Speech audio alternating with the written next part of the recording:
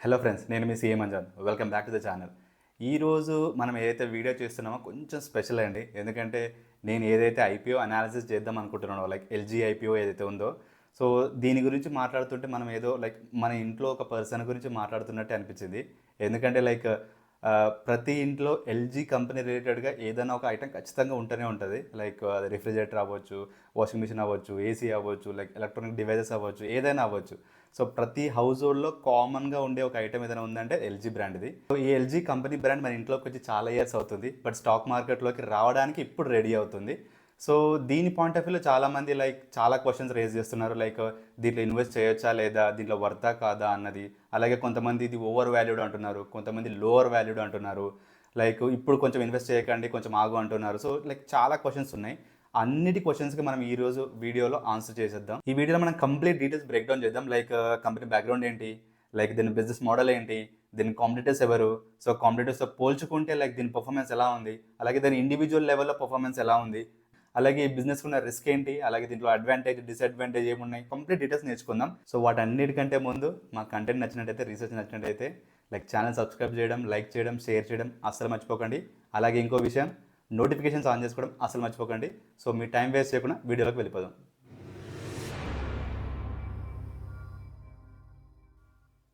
So once మన IPO డీటెయిల్స్లోకి వెళ్ళిపోతే, సో ఐపీఓ డేట్స్ వచ్చేసి 7th October to 9th October ఈ మధ్యలో ఓపెన్ ఉండబోతుంది.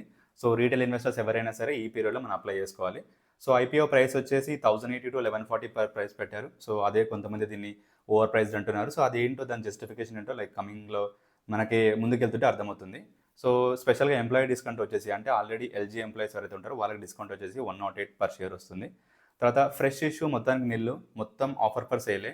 లైక్ 11,607 crores అయితే ఉందో అది మొత్తం ఆఫర్ పర్ సేలే. అందుకే మీకు టోటల్ ఐపీఓ సైజ్లో కూడా 11,600 crore కనిపిస్తుంది. So first offer per sale అంటే ఏంటో తెలుసుకుందాం. సో ఆఫర్ పర్ సేల్ అంటే ఏంటి, లైక్ కొత్తగా షేర్స్ క్రియేట్ చేయకుండా ఓనర్స్ దగ్గర ఆల్రెడీ ఏదైతే పర్సంటేజ్ ఉంటుంది ఆ పర్సంటేజ్లోంచి కొంత పర్సంటేజ్ మనకి ఇస్తున్నారు అన్నట్టు. మరి ఈ ఎల్జీ కంపెనీ ఫ్రెష్ ఇష్యూ చేయకుండా టోటల్ కంప్లీట్గా ఆఫర్ పర్ సేల్ ఎందుకు చేస్తుంది అని డౌట్ మీకు రావచ్చు. సో ఆ డౌట్ క్లారిఫికేషన్ అలాగే హోల్డ్ చేయండి. మనం like next like balance sheet analysis చేస్తున్నప్పుడు మీకు కంప్లీట్ క్లారిటీ వస్తుంది. సో ప్రెజెంట్ అయితే ఫ్రెష్ ఇష్యూ ఏం చేయట్లేదు. మొత్తం టోటల్ 11,607 crores ఏదైతే ఉందో అది మొత్తం కూడా ఆఫర్ ఫర్ సేలే.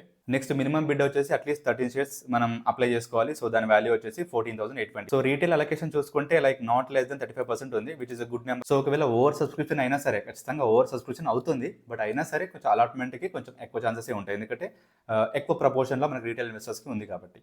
సో నెక్స్ట్ ఒకసారి కంపెనీ ఓవర్వ్యూ అంటే ఒకసారి చూద్దాం. సో ఇది వచ్చేసి 1997లో స్టార్ట్ అయింది. ఎవరు స్టార్ట్ చేశారంటే ఎల్జీ ఎలక్ట్రానిక్స్ ఇన్కార్పొరేషన్. ఇది యాక్చువల్గా south Korean based company. So parent company వచ్చేసి ఎల్జీ ఎలక్ట్రానిక్స్ ఐఎన్సీ. సో ఇది మొత్తం 100% హోల్డ్ చేసేది ఇండియన్ ఎంటిటీని. ఇప్పుడు లైక్ కొంచెం ప్రపోర్షన్ అయితే ఉందో దాన్ని డైల్యూట్ చేసి లైక్ ఆఫర్ ఫర్ సేల్ అనే మెథడ్లో లైక్ పబ్లిక్ ఇచ్చి ఇది లిస్టింగ్ రావాలని చూస్తుంది. ఇంటర్ బ్రాండ్స్ అనే కంపెనీ సర్వే చేస్తే 2024లో టాప్ 100 గ్లోబల్ బ్రాండ్స్లో ఇది కూడా వన్ ఆఫ్ ది కంపెనీగా ఉంది. సో దీన్ని బట్టి తెలుస్తుంది మనకు కస్టమర్ ట్రస్ట్ ఎంత ఉందని చెప్పేసి. సో మార్కెట్ పొజిషన్ గురించి మాట్లాడితే రిఫ్రిజిరేటర్స్లో, వాషింగ్ మిషన్స్లో, టీవీ, ఏసీ, మైక్రోవేవ్స్ ఏదైతే ఏముంది అన్ని దాంట్లో కూడా నెంబర్ 1 పొజిషన్లో ఉంది. తర్వాత ఛానల్ స్ట్రెంత్ గురించి మాట్లాడితే ఆఫ్లైన్ రీటైల్ మార్కెట్లో దీన్ని కొట్టేవాడు అయితే ఎవరు లేరు. Like almost 78% of the market షేర్ని ఇది కమాండ్ చేస్తుంది ఆఫ్లైన్ రీటైల్లో. తర్వాత ఇన్నోవేషన్ గురించి మాట్లాడితే లైక్ దీనికి అతిపెద్ద ఇన్వెన్షన్ ఏదైనా ఉంది అంటే 2014లో. సో 2014 కంటే ముందు అన్ని కూడా నాన్ ఇన్వర్టర్ ఏసీస్ అండి. సో ఇన్వర్టర్ ఉండేది కాదు.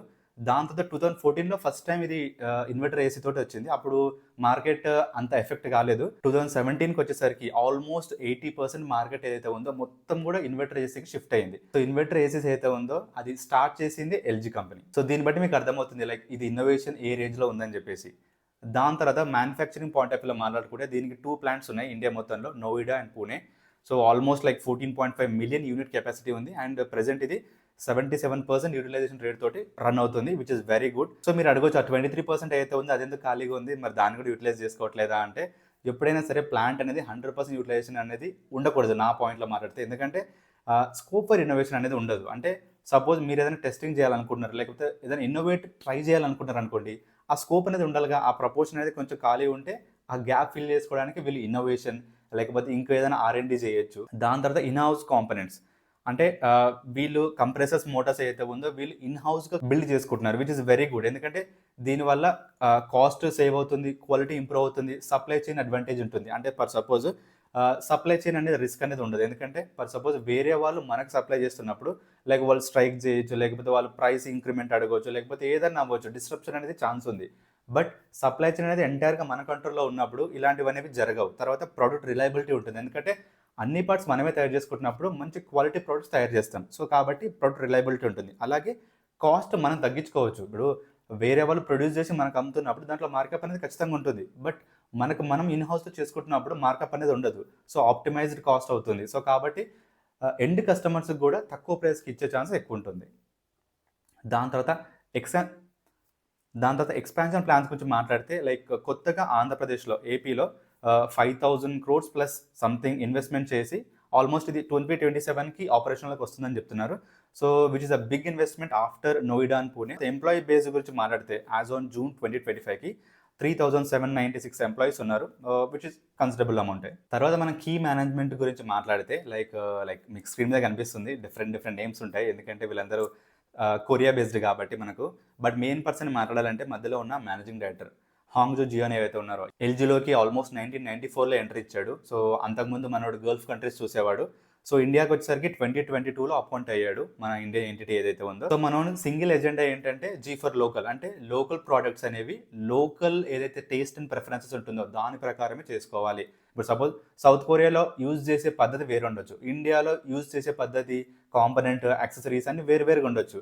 సో మనోడు స్లోగన్ ఏంటంటే ఇండియా ప్రోడక్ట్స్ ఇండియాలో అమ్ముతున్నప్పుడు ఇండియా వాళ్ళ టేస్ట్ అండ్ ప్రిఫరెన్సెస్ ఏదైతే ఉందో దానికి తగ్గట్టు అమ్మాలి అన్నది విచ్ ఇస్ గుడ్ అని చెప్పాలి. సో మేనేజ్మెంట్ పాయింట్లో కూడా చాలా మంచిగా ఉందని చెప్పాలి. సో నెక్స్ట్ దీని బిజినెస్ మోడల్ గురించి మాట్లాడితే దీని రెవెన్యూ సెగ్మెంట్స్ ఏవైతే ఉన్నాయో 3 టైప్స్గా డివైడ్ చేసుకున్నారు. Like home appliances and air solutions ఒకటి, అలాగే హోమ్ ఎంటర్టైన్మెంట్, అలాగే సర్వీసెస్ అంటే లైక్ ఇన్స్టాలేషన్, రిపేర్స్, ఏఎంసీ ఏవైతే సర్వీసెస్ ఏవైతే ఉంటాయో అవన్నీ కూడా మనం సర్వీసెస్ కేటగిరీలో వేశారు వీళ్ళు.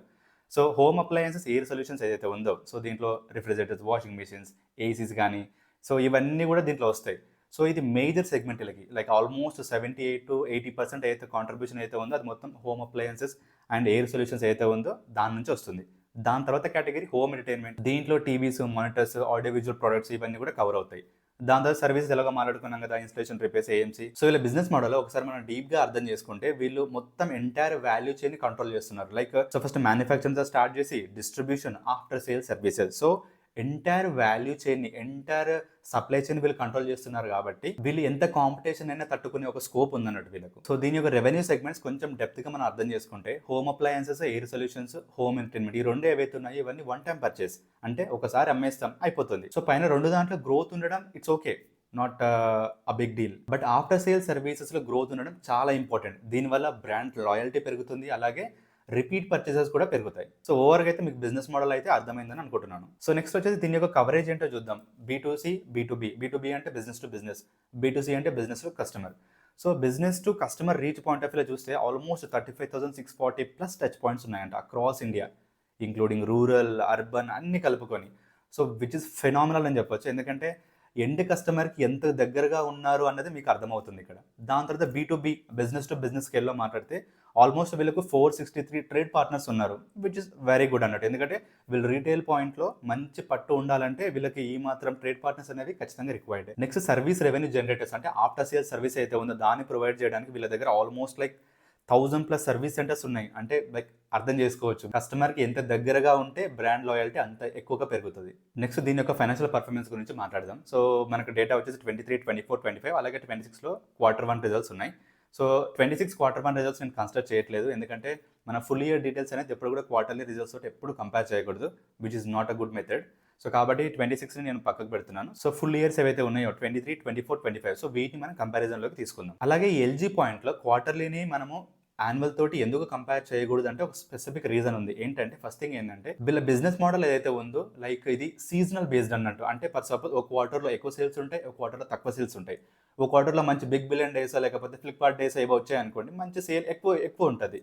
లేదు ఆ క్వార్టర్లో ఇలాంటి సేల్ ఏం లేదు, ఇలాంటి ఆఫర్స్ ఏం లేవు అనుకోండి, ఆ క్వార్టర్లో తక్కువ ఉంటాయి. సో కాబట్టి ఇలాంటి కన్జంప్షన్ బేస్డ్ ఏదైతే బిజినెస్ మోడల్ ఉంటుందో ఈ బిజినెస్ మోడల్స్లో మనం ఫుల్ ఇయర్తో కంపేర్ చేస్తేనే మనకు ట్రూ పిక్చర్ అనే వస్తుంది. సో అందుకోసమే స్పెసిఫిక్గా ఈ కంపెనీకి నేను క్వార్టర్లీని ఇయర్లీ తోటి కంపేర్ చేయట్లేదు. So first revenue point of వ్యూలో మాట్లాడుకుంటే లైక్ మంచి గ్రోత్ రేటే కనిపిస్తుంది. ఆల్మోస్ట్ 12% CAGRతో గ్రో అయింది.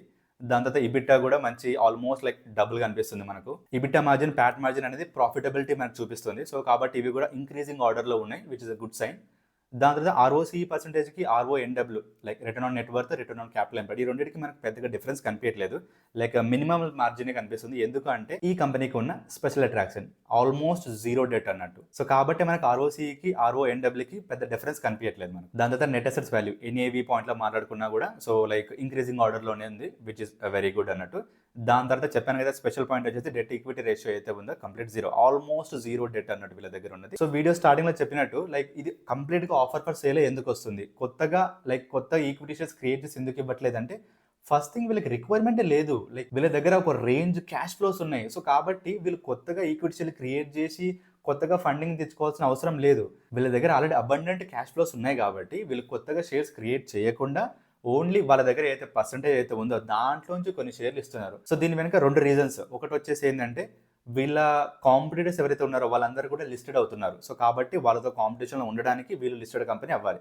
సెకండ్ థింగ్ ఏంటంటే కంపెనీ గ్రోత్ ఏదైతే ఉందో ఆ కంపెనీ గ్రోత్లో మనల్ని కూడా ఇన్వాల్వ్ చేయాలనుకుంటున్నారు. సో కాబట్టి ఈ టూ రీజన్స్ తోటి ఇది లిస్టెడ్ కంపెనీ అవ్వాల్సి వచ్చింది, ఐపీఓకి రావాల్సి వచ్చింది. కానీ వీళ్ళకి ఏదో క్యాష్ క్రంచ్ ఉండి లేకపోతే వీళ్ళకి క్యాష్ ఫ్లోస్ కావాలి, ఇప్పుడు ఎక్స్పాన్షన్కి ఏదో లైక్ వీళ్ళకి ఫండింగ్ కావాలి అన్న పాయింట్లో ఐపీఓకి రావట్లేదు. సో దీని వెనక ఉన్న లాజిక్ ఏంటో మీకు అర్థమైందని అనుకుంటున్నాను నేను. సో నెక్స్ట్ వచ్చేసి సెగ్మెంటల్ రెవెన్యూ, అంటే వీళ్ళు సెగ్మెంట్ వైజ్గా అయితే రెవెన్యూ డివైడ్ చేసుకున్నారు, దాని యొక్క గ్రోత్ ఎలా ఉంది అన్న పాయింట్లో ఒకసారి చూద్దాం. సో మనకు ఫైనాన్షియల్ ఇయర్ 25 లేటెస్ట్ ఇయర్ కాబట్టి దాన్ని యాజ్ అ ప్రపోర్షన్గా తీసుకొని లైక్ ఎంత గ్రో అయిందో ఒకసారి చూద్దాం. సో నాకు ఈ సెగ్మెంటల్ రెవెన్యూ అనలైజ్ చేస్తున్నప్పుడు నాకు బాగా అనిపించిన పాయింట్ ఏంటంటే the way they are diversified. ఈ రేంజ్ ఆఫ్ డైవర్సిఫికేషన్ ప్లాన్ చేయొచ్చు ఆన్ ద బుక్స్లో, బట్ ప్యూర్గా ఎగ్జిక్యూట్ చేయడం అనేది ఎల్జీ కంపెనీకి ఒకటే పాసిబుల్ అవుతుందేమో. ఎందుకంటే మీరు చూసుకున్నట్టయితే లైక్ హోమ్ అప్లయన్స్ అనేది లైక్ ఆల్మోస్ట్ 75% అనుకోండి, దాని తర్వాత హోమ్ ఎంటర్టైన్మెంట్ వచ్చేసి ఆల్మోస్ట్ 25%. సో మీరు ఇండివిజువల్గా వెళ్తే refrigerators 27.5, washing machine 20, air condition 21, దాని తర్వాత టెలివిజన్ వచ్చేసి 20, విచ్ ఆర్ మేజర్. ఈ 4 ఏవైతే కేటగిరీస్ ఉన్నాయో major portion. So like the way they are diversified ఎలా అయితే ఉందో అది నాకు చాలా బాగా అనిపించింది. ఎందుకంటే diversification is the only way where you can minimise the risk. So రిస్క్ని మినిమైజ్ చేయాలంటే డైవర్సిఫికేషన్ అనేది చాలా ఇంపార్టెంట్. అంటే ఇక్కడ ఏదో వీళ్ళ బిజినెస్ మోడల్లో రిస్క్ ఉందని కాదు, బట్ వీళ్ళు సోలోగా ఒకటే దాని మీద రిలై లేరు.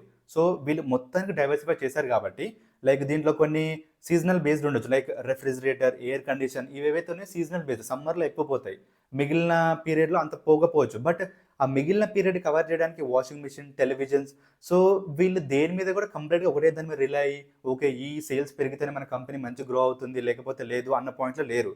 సో ఈ డైవర్సిఫికేషన్ ఏదైతే ఉందో ఈ కాంపిటేటివ్ ఎడ్జ్ ఇవ్వడానికి వీళ్ళకి వన్ ఆఫ్ ద రీజన్ అయి ఉండొచ్చు. దాని తర్వాత గ్రోత్ పాయింట్ ఆఫ్ వ్యూలో మాట్లాడుకుంటే కూడా లైక్ ఒక ఇయర్లో వీటికి ఎక్కువ సేల్స్ ఉన్నాయి, వీటికి తక్కువ సేల్స్ ఉన్నాయి అన్న పాయింట్ ఏం లేదు. ఇయర్ ఆన్ ఇయర్ ప్రతి కేటగిరీ కూడా కన్సిస్టెంట్ గ్రోత్ రేట్ మెయింటైన్ చేస్తుంది, విచ్ ఇస్ వెరీ గుడ్. దాని తర్వాత మనకి ఇంకో కేటగిరీ ఉంది కదా సర్వీస్ రెవెన్యూ. సో అది కూడా ఇంపార్టెంట్ అని చెప్పాం కదా, దాని గ్రోత్ కూడా చాలా ఇంపార్టెంట్, బ్రాండ్ లాయల్టీకి కానీ లేకపోతే కస్టమర్ రిటెన్షన్ కానీ. సో ఆ పాయింట్లో కూడా మాట్లాడుకుంటే లైక్ మనకు 484 crores తోటి స్టార్ట్ అయ్యి 665 crores దాకా వెళ్ళిపోయింది. లైక్ ఆల్మోస్ట్ 17% CAGR మెయింటైన్ చేశారు, which is very much good. So next LG కంపెనీని దాని కాంపిటీటర్స్తో కంపేర్ చేస్తే దీని పర్ఫార్మెన్స్ ఎలా ఉందో ఒకసారి చూద్దాం. సో రెవెన్యూ పాయింట్ ఆఫ్ వ్యూలో మాట్లాడితే ఆల్రెడీ మనకు తెలుసు కదా, it is already commending. So దగ్గరలో ఓన్లీ హ్యావెల్స్ మాత్రమే ఉంది, అంత క్యాప్చర్ చేసింది మార్కెట్ని. దాని తర్వాత PE రేషియో పాయింట్ ఆఫ్ వ్యూలో మాట్లాడుకుంటే ఎల్జీ కంపెనీకి ఆల్మోస్ట్ 35 times స్కోర్ చేశారు. సో హ్యావెల్స్తో కాకుండా వేరే కంపెనీస్తో కంపేర్ చేస్తే లైక్ ఇది కొంచెం ఓవర్ ప్రైస్డే అనిపిస్తుంది. బట్ నా పాయింట్లో ఏంటంటే ఈ 35 times అయితే PE రేషియో కోట్ చేశారో ఇది చాలా లో లెవెల్లో కోట్ చేశారు. యాక్చువల్ చెప్పాలంటే దీని కేపబిలిటీ అనేది చాలా ఎక్కువ, ఆల్మోస్ట్ హ్యావెల్స్కి ఈక్వల్ కావాలి, లైక్ 64 times 70 times అయినా ఆశ్చర్యం లేదు. బట్ వీళ్ళు ఏదైతే PE రేషియో మెయింటైన్ చేస్తున్నారో లైక్ కరెంట్ మార్కెట్ ప్రైస్తో వీళ్ళు క్యాలిక్యులేట్ చేస్తే 35 times అయితే ఉందో చాలా లోవర్ పాయింట్లో ఉందంటే నా పాయింట్లో ఎల్జీ కంపెనీ ఏదైతే ప్రైస్ బ్యాండ్ రిలీజ్ చేసిందో అది చాలా అండర్ వాల్యూడ్ ఉంది. అంటే గ్రోత్ పొటెన్షియాలిటీ చాలా ఎక్కువ ఉంది. సో 1 yearకో 2 yearకో లేకపోతే లైక్ అన్ని బాగుంటే 6 monthsలో అయినా సరే హ్యావెల్స్ PE రేషియోని బీట్ చేసే స్కోప్ ఉంది. సో కాబట్టి ఈ ప్రైస్ బ్యాండ్ ఏదైతే ఉందో 1000 rupees అయితే కోట్ చేస్తున్నారు అరౌండ్, సో ఇది అనేది చాలా లోవర్ సైడ్. వన్స్ ఇది మార్కెట్లోకి వచ్చిన తర్వాత 1 year 2 years తర్వాత మీరు మళ్ళీ ప్రైస్ చెక్ చేసుకోండి, ఆల్మోస్ట్ డబుల్ అనేది చాలా మినిమం కేటగిరీలో అవుతుంది. తర్వాత రిటర్న్ ఆన్ నెట్ వర్త్ అన్నట్టు, అంటే ఈక్విటీ క్యాపిటల్ మీద ఎంత రిటర్న్ జనరేట్ చేస్తుంది అనేది. సో లైక్ ఆల్మోస్ట్ వేరే కంపెనీస్ ఆస్పాస్లో కూడా లేవు. సో అంత రిటర్న్ జనరేట్ చేస్తుంది, అంత ప్రాఫిటబుల్ మన ఎల్జీ కంపెనీ. తర్వాత NAV పాయింట్లో మాట్లాడుకుంటే ఎల్జీ కంపెనీ కొంచెం బ్యాక్వర్డ్లో ఉంది, విచ్ ఈస్ ఓకే. ఎందుకంటే ఇంత ప్రాఫిటబిలిటీ మెయింటైన్ చేస్తున్నప్పుడు like 1-2 points here and there ఉండడం అనేది చాలా కామన్. అండ్ నెక్స్ట్ వచ్చేసి ఈ కంపెనీకి లైక్ మార్కెట్ నుంచి ఉన్న రిస్క్స్ ఏంటి అన్న పాయింట్లో ఒకసారి చూద్దాం. సో రా మెటీరియల్ అలాగే సప్లై చైన్ డిపెండెన్స్. సో మెయిన్గా ఏంటంటే వీళ్ళకు రా మెటీరియల్ అయితే ఉంది like steel, copper, semi conductors అయితే ఉందో వీళ్ళు ఎక్కువగా బయట నుంచి లైక్ ఇంపోర్ట్ చేసుకుంటున్నారు, వేరే కంట్రీస్ నుంచి ఇంపోర్ట్ చేసుకుంటున్నారు. లైక్ ఫైనాన్షియల్ ఇయర్ 24లో లైక్ ఆల్మోస్ట్ డొమెస్టిక్లో 49 ఉంది, లైక్ ఇంపోర్ట్స్ అనేది 51 ఉంది. బట్ ఫైనాన్షియల్ ఇయర్ 26 చూసుకుంటే Q1లో లైక్ 54% అయితే ఉందో డొమెస్టిక్ నుంచి తీసుకున్నారంట, విచ్ ఇస్ వెరీ గుడ్. ఎందుకంటే ఫస్ట్ థింగ్ డొమెస్టిక్లో సోర్సింగ్ చేస్తే ఏంటంటే మనకు ఫారెక్స్ ఫ్లక్చువేషన్స్ వల్ల కాస్ట్ ఏదైతే ఇంక్రీజ్ అవ్వాలో అది అవ్వదు, అంటే కంట్రోల్లో ఉంటుంది. సెకండ్ థింగ్ ఏంటంటే జియో పొలిటికల్ టెన్షన్. సపోజ్ మన ట్రంప్ మావ ఉన్నాడు, సో లైక్ ఏదంటే ఏదో చేసేస్తున్నాడు, రోజుకు టారిఫ్లు ఇంక్రీజ్ చేస్తున్నాడు, 100% అంటాడు, 200% అంటాడు. సో ఇలాంటి టారిఫ్స్ వల్ల ఎఫెక్ట్ కాకుండా ఉండాలంటే విత్ ఇన్ సేమ్ కంట్రీలో లైక్ కన్జంప్షన్ అనేది ఉంది అంటే అది సేఫ్ సైడ్ అన్నట్టు, కాస్ట్ పాయింట్ ఆఫ్ వ్యూలో అలాగే కంపెనీ లైవ్లీహుడ్ పాయింట్ ఆఫ్ వ్యూలో కూడా. దాని తర్వాత కాంపిటేటివ్ ఇంటెన్సిటీ, అంటే వీళ్ళు ఏదైతే లైక్ బిజినెస్ లో ఉన్నారో అది చాలా కాంపిటేటివ్ ఎడ్జ్. చెప్పాను కదా, ఎల్జీ వాళ్ళది 24,000 crores దాకా రెవెన్యూ ఉన్నా, సో ఆల్మోస్ట్ మీరు హ్యావెల్స్ చూసుకున్నా సరే లైక్ 21,000 crores దాకా ఉన్నారు. సో వీళ్ళు చాలా తక్కువ నెంబర్స్ తోటి అప్ డౌన్ అయ్యే ఛాన్స్ ఉంది. సో కాబట్టి మార్కెట్ లో ఆ డామినేషన్ ఉంచడం అనేది చాలా ఇంపార్టెంట్. కాబట్టి వీళ్ళ బిజినెస్ లో కాంపిటేటివ్ ఇంటెన్సిటీ ఏదైతే ఉందో అది వన్ ఆఫ్ ద రిస్క్ అని చెప్పొచ్చు. సో మొత్తం ఈ అనాలిసిస్ ని ఒక కంక్లూజన్ లాగా మనం మార్చుకుంటే, సో ఎల్జీ కంపెనీ అనేది ఒక రేరెస్ట్ పాసిబుల్ కాంబినేషన్ అండి. ఏంటంటే ఈ కంపెనీకి బిగ్గెస్ట్ స్కేల్ ఉంది, దాంతో మంచి ప్రాఫిటబిలిటీ ఉంది, అలాగే మంచి ఎఫిషియన్సీ ఉంది, both from the financial point of view అలాగే మేనేజ్మెంట్ పాయింట్ ఆఫ్ వ్యూ, అలాగే స్ట్రాంగెస్ట్ బ్రాండ్ పవర్ ఉంది. సో ఇవన్నీ కూడా కలిసిన ఒక రేరెస్ట్ కాంబినేషన్ ఉన్న ఒక కంపెనీ. ఇలాంటి ఒక కంపెనీలో ఇన్వెస్ట్మెంట్ అనేది లాంగ్ టర్మ్ వెల్త్ క్రియేషన్కి చాలా హెల్ప్ అవుతుంది. మీరేదో జస్ట్ ఐపీఓలో పెట్టాలి, లిస్టింగ్ గెయిన్స్ వస్తాయి, వెంటనే అమ్ముకోవాలి అన్న పాయింట్లో ఆలోచించకండి. సో ఇలాంటి ఒక స్ట్రాంగ్ ఫండమెంటల్స్ ఉన్న, స్ట్రాంగ్ బ్రాండ్ పవర్ ఉన్న, సో ఇలాంటి ఒక రేరెస్ట్ కాంబినేషన్ ఉన్న కంపెనీ అయితే ఉందో ఇది లాంగ్ టర్మ్లో వెల్త్ క్రియేషన్కి చాలా చాలా చాలా హెల్ప్ అవుతుంది. సో అందుకోసమే నేను చేసిన అనాలిసిస్, నేను చేసిన రీసెర్చ్, అలాగే నేను ఇచ్చిన పాయింట్స్ ఏవైతే ఉన్నాయో దాని ఇన్పుట్స్లకు తీసుకొని మీరు కూడా ఏమనుకుంటారు, ఇది లాంగ్ టర్మ్లో బాగుంటుంది అనుకుంటారా, షార్ట్ టర్మ్లో బాగుంటుంది అనుకుంటారా అనేది కామెంట్ సెక్షన్లో పింక్ చేయండి. I would be very love to know it. So అంతే అండి, వీడియో ఎండింగ్లోకి వచ్చేసాము. సో మా రీసెర్చ్ అనాలిసిస్ అనేది మీకు నచ్చిందని అనుకుంటున్నాను.